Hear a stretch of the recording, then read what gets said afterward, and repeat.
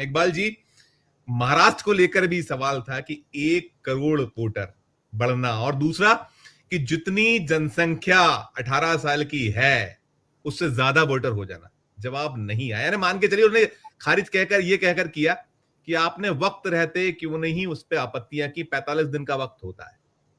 माकूल है जवाब। महाराष्ट्र के, आप चूंकि मुंबई में है, महाराष्ट्र से आते हैं, जनता में रिएक्शन किस तरह का आया ये पूरी की पूरी प्रेस कॉन्फ्रेंस को लेकर आपने टटोला होगा लोगों को। धन्यवाद संजीव जी। सबसे पहले तो आपको जो है इलेक्शन कमिश्नर पे केस करना चाहिए। छुट्टी वाले दिन उन्होंने प्रेस कॉन्फ्रेंस की और आपको परेशान किया। नहीं कोई, तो हम लोग का तो, हम लोग तो इसी 24 इसी घंटे के सिपाही इसी हैं हम लोग। तरीके से मैं उस सबको प्रेस सबको कॉन्फ्रेंस काम में पे देख रहा लगाना था कि जो छुट्टी वाले लोग थे वही सब बैठे हुए थे। ठीक है, तो आप लोग का तो मतलब बाकायदा इसका बहिष्कार करना चाहिए सीधे सीधे।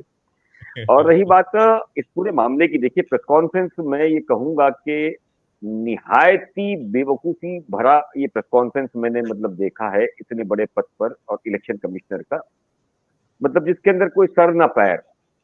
अरुण जी ने भी सही कहा। और देखिए उसके अंदर जिस तरीके से मुद्दे, जो सवाल पहली बार कुछ पत्रकारों ने कलेजा दिखा करके दिखाया और पूछा, ये बड़ी अच्छी बात हुई। हालांकि उस मामले में जवाब नहीं दिया ज्ञानेश जी ने, वो भी एक अलग मसला है। कई ऐसी चीजें जैसे उन्होंने सीसीटीवी पर कहा कि माँ बहनों का वीडियो जो है वो प्रकाशित नहीं करना चाहिए, तो आप मुझे बताइए फिर तो मतलब सीसीटीवी लगने ही नहीं चाहिए। अच्छा, क्या ये सीसीटीवी वैसे है जो पिछले दिनों हाईवे वाले आए थे? वैसे तो थे नहीं। आप खुल करके दिखा सकते हो, मतलब कोई प्रॉब्लम जैसा है ही नहीं। मतलब हर व्यक्ति, हर वर्ग का व्यक्ति जो है वो जा करके कर सकता है। मुझे ऐसा लगता है ये आज जो प्रेस कॉन्फ्रेंस ली गई है वो इसलिए ली गई है कि जिस तरीके से 7 तारीख को राहुल गांधी ने एक पीपीटी दिखा करके जिस तरीके से कॉन्फ्रेंस ली थी, और उसके बाद में सारा ही मीडिया जो है वो मुंह छुपाते घूम रहा था, और अखबार एक हिंदू को छोड़ करके सारे ही 4, 5, 7, 8 इस तरह के पेज पर वो खबर को चला रहे थे। तो ज्ञानेश जी की जो खबर है, आज की जो प्रेस कॉन्फ्रेंस है, ये कल फर्स्ट पेज पे रहेगी। सासाराम जो है वो पीछे दबा दिया जाएगा। हालांकि आसानी से वैसे भी एक आदेश आता तो कर सकते थे, कोई जरूरत नहीं थी इस प्रेस कॉन्फ्रेंस की।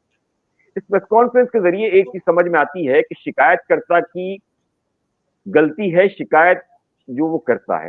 शिकायत पे हम कोई भी जो है वो एक्शन नहीं लेंगे, लेकिन शिकायतकर्ता पे एक्शन लेंगे, और वो शिकायतकर्ता पे जिसका हमारा दिल चाहेगा। आज भी राहुल गांधी ने जिस तरीके से कहा कि मेरी शिकायत के बाद में मुझे एफिडेविट पेश करने की बात की गई, लेकिन वहीं अनुराग ठाकुर जो है वो प्रेस कॉन्फ्रेंस करते हैं, उसका एफिडेविट नहीं। सर महाराष्ट्र महाराष्ट्र को थोड़ा अगर फोकस कीजिएगा, हाँ, मैं ये मैं सारी उसी पे चीजें। आ रहा हूँ सर, महाराष्ट्र पे ही आ रहा हूँ। अभी रविंद्र जी ने बताया नासिक की ही 2 जगह की बात, जो तकरीबन 1.25 और 1.5 लाख का वोट जो है वो बढ़ गया।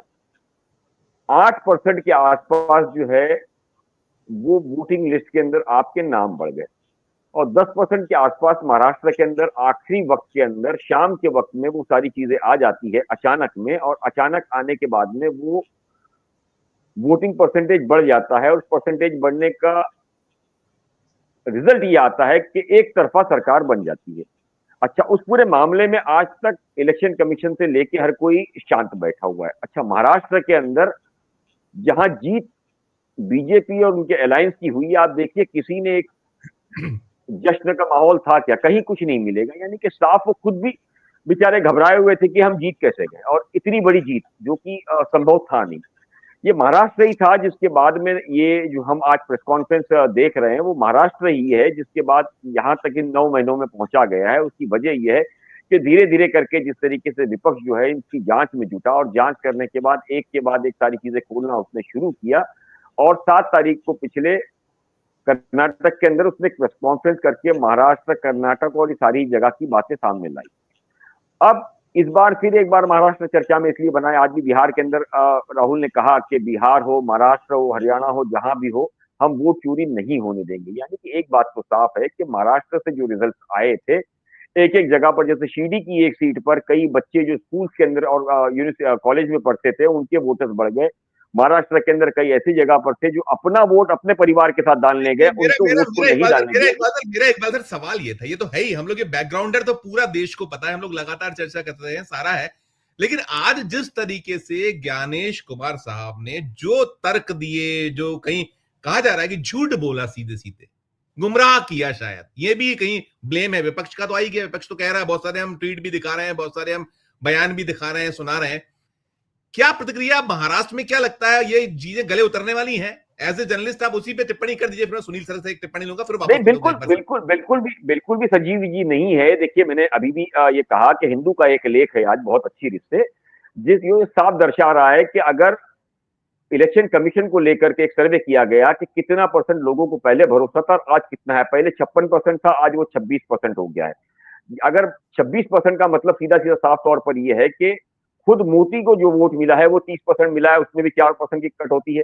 तो ये साफ संकेत जा रहा है इस पूरे मामले के अंदर कि जिस तरीके से इलेक्शन कमीशन जो काम कर रहा है, जिस तरीके से लोगों को रिजल्ट दिखा रहा है, वो चिंताजनक है। और चिंताजनक इसलिए है क्योंकि लगातार जिस तरीके से अब एक एक चीजें करके खोलना शुरू हो गई है, तो वो साफ अभी हर किसी के एक चीज समझ में आ गई, जिस तरीके से महंगाई, जिस तरीके से हालत, जिस तरीके से एजुकेशन को हो, जिस तरीके से नौकरियों की बात हो, इन सभी चीजों को लेके हर वर्ग परेशान है, व्यापारी वर्ग परेशान है। मेरी कई गुजराती और मारवाड़ी व्यापारियों से ही बात होती है, उनका भी मानना है कि धंधा जो है, व्यापार जो है वो काफी ठप हो चुका है, लेकिन जबान जो है खोलने की हिम्मत इसलिए नहीं है कि कहीं ना कहीं से कोई एजेंसीज आ जाएगी और वो उनको परेशान करेगी। तो हर वर्ग चिड़ा हुआ है, लेकिन किसी के पास कोई ऑप्शंस नहीं है। हर कोई चाहता है कि फेयर इलेक्शन हो और उसके अंदर कोई एक ऐसी सरकार आए जिससे आम जनता को, आम लोगों को इसका फायदा पहुंचे और वो आम जनता आने वाले दिनों के अंदर अपने परिवार को, अपने शहर को लेकर के आगे बढ़े। संजीव, इतनी घबराहट, बौखलाहट जो हम बात करें, जैसे अभी कहा इकबाल जी ने, संडे खराब कर दिया गया। अरे सर, हम लोग का संडे तो कभी खराब होता नहीं, हम लोग तो 24 घंटे के पत्रकार हैं और निरंतर करने वाले हैं।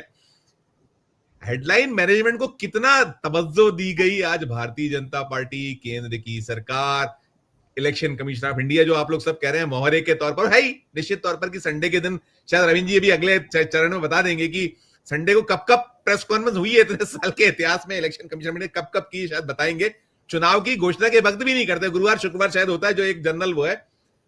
तीसरा जो आज देखिए, एक तो जो था इलेक्शन कमीशन ऑफ इंडिया की प्रेस कॉन्फ्रेंस, नरेंद्र मोदी जी का रोड शो, उस वो जो एक परियोजना का उद्घाटन, और तीसरा अभी बैठक शुरू हो गई है जो एनडीए की बैठक है, नए राष्ट्रपति उपराष्ट्रपति के जो नाम के चयन के लिए बैठक शुरू हो चुकी है। कल अभी जो आप ही कह रहे थे, मैं वहीं उसी पे लाइव नोट पे सब छोड़ूंगा कि आपको छोड़ना नहीं है कि राहुल गांधी, तेजस्वी यादव की जो वहां सासाराम की सभा, उसको बिल्कुल भी जगह ना मिले। और वैसे ही हम देख रहे हैं, आज हम दिन भर देख रहे थे, बहुत एक शर्मा शर्मी में है कि अब जनता कहीं ये ना हो कि हम पे ही पिल पड़े, तो वो कुछ कुछ चीजें दिखाई टुकड़े। तो अब बैठक शुरू हो गई है और दिलचस्पी है, देखिए 21 अगस्त आखिरी तारीख, ठीक है, आपने भी पहले से, लेकिन सब कुछ मैच है कि कहीं हम स्पेस ना दें। तो यही टिप्पणी एक तो ये, और उसी नोट पे दूसरी टिप्पणी के साथ में खत्म कीजिएगा, जो रोल था आज ज्ञानेश कुमार साहब का, नेतागिरी वाला रवैया,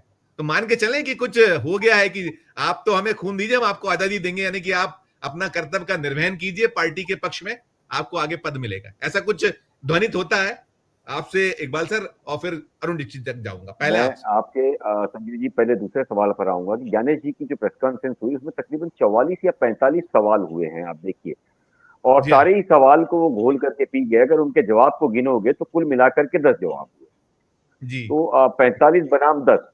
तो और इसके अंदर जितने भी, एक सवाल तो बड़ा सीधा सीधा पूछा गया था कि 65 लाख नाम जो है डिलीट किए गए हैं, क्या बढ़ाए गए, उसके अंदर कितने नाम है वो घोल करके, महाराष्ट्र वो घोल करके, ऐसे कई जो मुख्य सवाल जो थे उसको वो जवाब सीधा दे नहीं पाए। संडे का तो मुझे पता नहीं कितनी प्रेस कॉन्फ्रेंस हुई है, लेकिन हाँ, मैंने मेरी जिंदगी में काफी प्रेस कॉन्फ्रेंस कवर की है, जिसके अंदर पहली प्रेस कॉन्फ्रेंस देखी है मैंने कि एक साथ 5 सवाल जो है वो लिए जाते थे, जिसका एक जवाब दिया जाता। ये मैंने पहला इतने लंबे साल, इतने बड़े राजीव कुमार शुरू कर गए, बताएंगे, नहीं, रविंद्र बताएंगे राजीव प्लीज। कुमार ने इस तरीके से तो कम से कम खैर मैंने नहीं देखा, मैं माफी चाहता हूं, मैंने पहले ही कहा। और दूसरा जो आपने कहा कि इस तरह जो मीडिया पब्लिसिटी को लेकर के खेलने की बात, तो ये तो मैंने शुरुआत में ही कहा कि आज जो प्रेस कॉन्फ्रेंस की गई उसकी वजह यही थी कि रोड शो जो है वो खत्म कर दिया जाए, और वो पिछले 7 तारीख की तरह इस बार भी जो है ना वो चौथे, पांचवें, छठे पेज पर मिले। लेकिन ये बार थोड़ा सा गलती ये हो गई कि ये शो जो है वो 16 दिनों का है, तो 16 दिन तक कितने आप किस तरह मैनेजमेंट करते रहेंगे, तो आपके लिए भी एक बहुत बड़ी चुनौती होगी, आपके लिए भी इतना आसान नहीं होगा। और आपके पास ऐसे कितने लोग हैं जो इस तरह के रोज खेल दिखा देंगे। आज एक दिन तो आपने ठीक है चलिए मैनेज कर लिया, शायद हड़बड़ाहट के अंदर वो घबराहट हो गई आपको, जिस तरीके से पर लोग सड़कों पे निकले। लेकिन जो सबसे बड़ी गलती मुझे समझ में आई है वो ये है कि इनको जो करना था ये बिहार से शुरू नहीं करके किसी अन्य राज्य से करते तो वो ज्यादा बेहतर इसलिए होता इस पूरे मामले के अंदर कि वहां कुछ थोड़ा सा मौका मिल जाता। लेकिन बिहार जो है वहां राजनीति को लेकर के, चाहे पढ़ा लिखा हो चाहे बेचारा कम पढ़ा लिखा हो, वो राजनीति को बड़ी अच्छी समझता है। उसको ये समझ है कि उनके अधिकार क्या है, उन्हें किस तरीके से रहना है, किस तरीके से जीतना है। तो यहाँ मुझे लगता है कि थोड़ा सा इस बार वो चौकड़ी खा गए, जिसको लेकर के उनकी परेशानी बढ़ सकती है। और बिहार देखिए देश के उन कम राज्यों में से है जो वाकई में पॉलिटिकल समझ को समझता भी है और वो खुलकर बाहर अपने अधिकारों की लड़ाई को लेकर के आता है। और इनका नेटवर्क जो है पूरे देश के अंदर फैला हुआ है। तो इस बार जो है ये मुझे नहीं लगता है कि 16 दिन तक ये इस तरह की compete कर पाएंगे संजीव। ठीक ठीक ठीक।